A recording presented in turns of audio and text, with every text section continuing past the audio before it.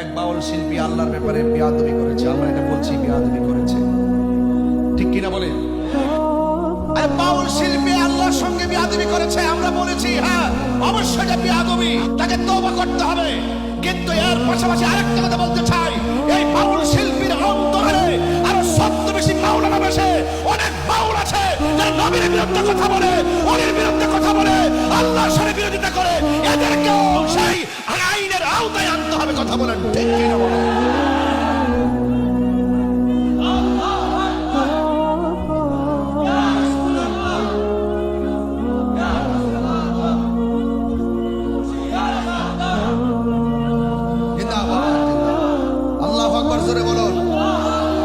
আমি ওইটা বোঝাচ্ছি না, আমি বলছি আমরা যা দেখি তার বাইরেও কিছু, বলেন না তার বাইরেও কিছু, এটার নাম হাকিকত। এটার নাম কি? আপনি মানবেন? আরে বাবা, দেহের মধ্যে এত প্রসাধনী ব্যবহার করি, এই দেহ মাটির সঙ্গে মিশে যাবে। কখন মিশে যাবে?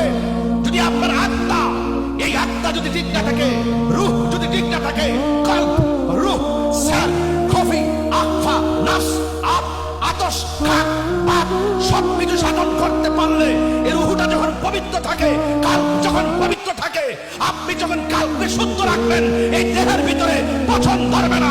যার কলব ঠিক থাকে না, দেহের পূজা করলেই কবরে গিয়ে শান্তি পাওয়া যায় না। রাইট কথা কি? রাইট।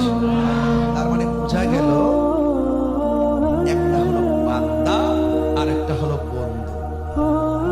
বান্দার বন্ধু কি এক জিনিস? আমরা খাইলে গায়ে শক্তি পাই, পাই কিনা? আর কলবের একটা খাদ্য আছে। আমরা যে জিকির করি, তখন এই জিকির নিয়ে অনেকে রাম তামসা করে, অনেক বাজে কথা বলে, এডিটিং করে বাজনা ঢুকায়, আমাদেরকে প্রশ্নবিদ্ধ করে রাষ্ট্রযন্ত্রের কাছে আমাদেরকে পুরো রাষ্ট্রযন্ত্র থেকে -4 বলে রাখা হয়েছে। কিন্তু রাষ্ট্রযন্ত্রের ঘুম ভেঙে যাবে আহলুস সুন্নাত ওয়াল জামাত পানের জলে ভেসে আসা কচুরি পানা নয়। এটা পরিষ্কার ভাষায় বলে দিলাম, এই দেশ আল্লাহর ওলিদের দেশ। আল্লাহর ওলি আল্লাহর বিরুদ্ধে অবস্থান নিয়ে এই দেশে স্থায়ী হবে না। কথা বলে ঠিক কিনা বলেন?